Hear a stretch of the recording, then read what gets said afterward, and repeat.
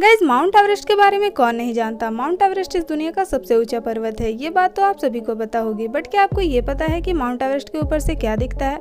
Mount Everest पर सबसे पहले किसने चढ़ाई की थी, या माउंट एवरेस्ट पर क्लाइंबिंग कब से शुरू हुई थी? तो इन सारे सवालों के जवाब के लिए आपको बस इस वीडियो को शुरू से एंड तक देखना होगा। तो तैयार हो जाइए रोमांच से भरे इस वीडियो को देखने के लिए। बट उससे पहले अगर अभी तक आपने हमारे यूट्यूब चैनल को सब्सक्राइब नहीं किया है तो इसे जल्दी से सब्सक्राइब करके बेल नोटिफिकेशन को हिट करके ऑल के ऑप्शन को सेलेक्ट कर लीजिएगा, ताकि इन फ्यूचर भी आपको हमारे ऑल टाइम वीडियो के अपडेट मिलते रहे, क्योंकि ऐसे अर्न कर देने वाले वीडियो आपको इसी चैनल पर मिलेंगे। साथ ही आप अपने 300 यूट्यूब फैमिली मेंबर्स को भी जल्द से जल्द कंप्लीट कर दीजिएगा, क्योंकि ये चैनल आप सभी का है। So guys, welcome back to my YouTube channel mysterious GK. मैं आपकी दोस्त मधु आज के इस वीडियो में आपको माउंट एवरेस्ट के बारे में कुछ इंटरेस्टिंग बातें बताने वाली हूँ। तो चलिए इस वीडियो की शुरुआत करते हैं। गाइस, वैसे तो माउंट एवरेस्ट की चढ़ाई पहली बार 1921 में शुरू हुई, लेकिन इस शुरुआत के बाद इस पर फतेह कोई नहीं कर पा रहा था। और एवरेस्ट की चोटी तक पहुंचना इतना आसान भी नहीं था, क्योंकि वहां तक पहुंचने के लिए लोगों को बहुत ही कठिन और क्रिटिकल सिचुएशन से गुजरना पड़ता था, क्योंकि 29,028 फीट की इस मंजिल के रास्ते में बहुत सारे मौत के दरवाजे हैं। इस मिशन में बहुत से लोग अपनी जान तक गंवा दिए हैं, और यही नहीं, बहुत सारे लोगों की डेड बॉडी आज भी उन बर्फीली चट्टानों के नीचे दबा हुआ है, जिनकी डेड बॉडी को वापस लाया भी नहीं गया। इन सब के बावजूद कुछ ऐसे धुरंधर लोग थे जो हार नहीं माने, और वो एवरेस्ट की चोटी तक पहुंचने के लिए लगातार कोशिश करते रहे हैं। इन कई सारे धुरंधरों में से एक थे नेपाल के साहसी वीर, जिनका नाम था शेरपा तेंजिंग। सन 1952 में नेपाल के शेरपा तेंजिंग के दिमाग पर एवरेस्ट पर फतेह पाने का मानो जुनून सवार हो गया था।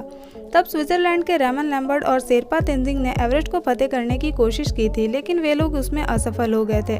1952 में शेरपा और रेमन लगभग पहाड़ पर चढ़ गए थे, बट बहुत सारी दिक्कतों के वजह से उन्हें एवरेस्ट की चोटी से सिर्फ 1000 फुट की दूरी से ही वापस लौटना पड़ा।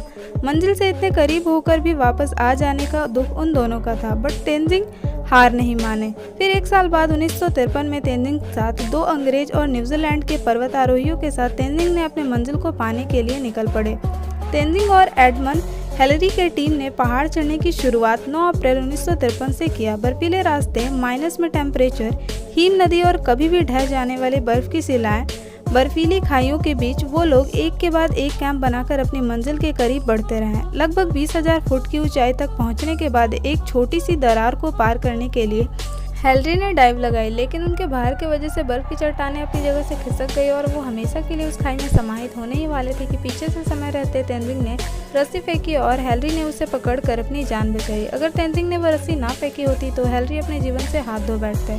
पहले एडमंड, हिलरी और तेंजिंग की टीम एवरेस्ट की चोटी तक धीरे धीरे नजदीक आते गए। गौर करने वाली एक और बात थी कि उनसे पहले चढ़ाई करने वाला चार्ल्स इवांस की 9 सभ्यों की एक टीम थी, जो तेंजिंग की टीम से पहले एवरेस्ट पर चढ़ने वाली थी।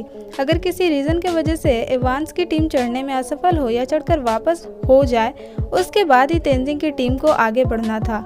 हिलरी और तेंजिंग की टीम ने आधे से लगभग ज़्यादा एवरेस्ट पर चढ़ाई कर ली थी। एवरेस्ट की चोटी से पहले आने वाले ये आखिरी और सबसे खतरनाक माना जाता है, जहाँ पर पहुँचते पहुँचते आखिर में लोग जान गंवाए हैं। एक तरफ इवांस की टीम इनसे आगे बढ़ रही थी, और 26 मई के दिन माउंट एवरेस्ट के शिखर से वो लोग सिर्फ 300 फुट की दूरी पर थे। लेकिन इवांस और उनके साथी बहुत थक चुके थे, उनके शरीर ने जवाब दे दिया था, और अब उनमें एक कदम भी आगे बढ़ाने जितनी ताकत नहीं थी, और वो लोग 300 फीट की दूरी पर से ही वापस आ गए। यहाँ पर इतिहास तो किसी और के नाम पर ही लिखा जाने वाला था। इवांस की टीम के लौटते ही अब तेंजिंग और हिलरी की टीम को आगे बढ़ना था।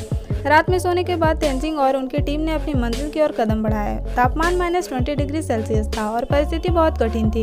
फिर भी उन सूरवीरों ने अपनी हिम्मत नहीं हारी। वो कुदरत और अपने शरीर की कठिनाइयों का सामना करते करते एक के बाद एक कदम आगे बढ़ाए जा रहे थे, और सुबह के 9 बजे वो लोग दक्षिण शिखर पर पहुंचे।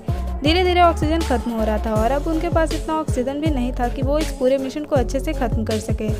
तेंजिंग की स्पीड काफ़ी धीमी हो रही थी, उनके पांव धीरे धीरे भारी हो रहे थे। कुछ यही हाल हिलरी का भी था। हिलरी ने तेंजिंग की तरफ देखा और उन्हें कुछ समय के लिए वहीं रोका और उनके ऑक्सीजन पाइप को साफ किया, क्योंकि उनको सांस लेने में प्रॉब्लम हो रही थी। वो लोग ऐसे ही एक के बाद एक आने वाली कठिनाइयों को मात दे रहे थे और कदम एवरेस्ट की चोटी तक बढ़ा रहे थे। और आखिर में 29 मई 1953 के दिन शेरपा तेंजिंग और हिलरी के नाम का इतिहास दर्ज हुआ, और वो लोग 11:30 पर दुनिया के सबसे ऊंचे पर्वत 29,028 फीट यानी 8,848 मीटर पर पहुंचे। तब उनकी खुशियों का कोई ठिकाना नहीं था। एवरेस्ट की चोटी को देखकर कोई भी इंसान मंत्रमुग्ध हो सकता है। इसे देखने पर ऐसा लगता है हम बिल्कुल बादलों के बीच में खड़े हो, और इस तरह नेपाल के तेंजिंग और न्यूजीलैंड के एडमंड हेनरी ने माउंट एवरेस्ट पर फतेह हासिल किया। सो गाइज, आपको ये वीडियो कैसा लगा हमें कमेंट करके ज़रूर बताइएगा। अगर पसंद आया हो तो इस वीडियो को एक लाइक कर दीजिए और आप ऐसे ही इंटरेस्टिंग वीडियोज़ के लिए हमारे यूट्यूब चैनल को जल्दी से सब्सक्राइब कर लीजिए और इस वीडियो को आप अपने फैमिली फ्रेंड्स के लिए शेयर कर दीजिएगा ताकि उनको भी पता चल सके कि आप कितने मज़ेदार वीडियोज़ देखते हैं। और हाँ, शेयर ज़रूर करिएगा क्योंकि उन सभी को तभी पता चलेगा जब आप शेयर करिएगा। एंड गाइज, आप अपने 300 यूट्यूब फैमिली मेम्बर्स को भी जल्द से जल्द कंप्लीट कर दीजिए क्योंकि ये चैनल आप सभी का है। तो मैं फिर मिलूंगी ऐसे इंटरेस्टिंग वीडियो के साथ। Till then take care guys, have a good day, thank you so much.